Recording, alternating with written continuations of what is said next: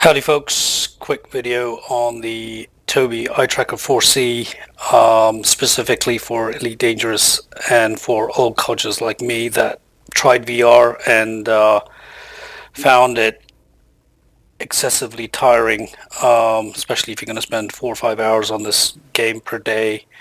My just eyes couldn't handle it. I was getting a headache and motion sick. It's also true for the 4C if you don't set it up correctly. So this is primarily a guide for senior citizens, but I guess it might help other people too.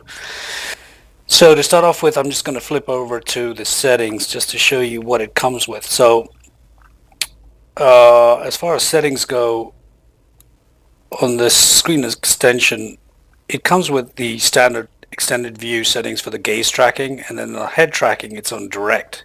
So what this does basically is you look anywhere in the screen and the screen starts moving around. Now if you're young and you have really strong eyes, it might work pretty well for you, but I find this moving around really difficult to focus, especially if I just click on this screen over here. Look, you have to almost turn it off with a hotkey like this. So that's one way of doing it. You keep turning it off when you don't want to be looking around, but I find that to be highly painful in a situation where you're panicking trying to get into a station, and so this doesn't work for me. It's all over the place. So here's what I decided to do, and it's a setting that's pretty simple. All I did was change the head tracking from direct to dynamic. There are millions of other little settings here which I don't really know what to do with. The only change I made was start point as a default is set much lower. I changed it to higher so that when I move my head to the corner of the screen, it only starts activating from there. So when I'm looking at this screen dead ahead and I look around at my screen, it's not moving at all. So if you see now with that particular setting, here you go. I've got it on. The market connector is fine. You don't have to switch it on and off. It just stays pretty good. And then when I gaze to the right, it starts moving. Up, down, left. So the response is a little bit slower, but I find this much more comforting playing with this for a long period of time. It definitely adds a sense of immersion.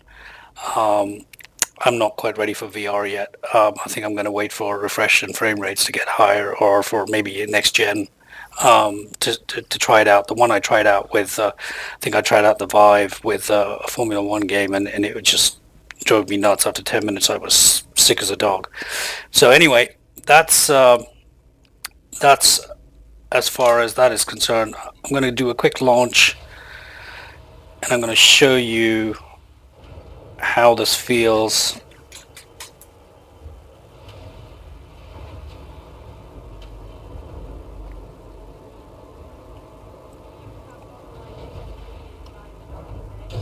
Landing gear. So as you're moving around, you can look at the station, you can see around.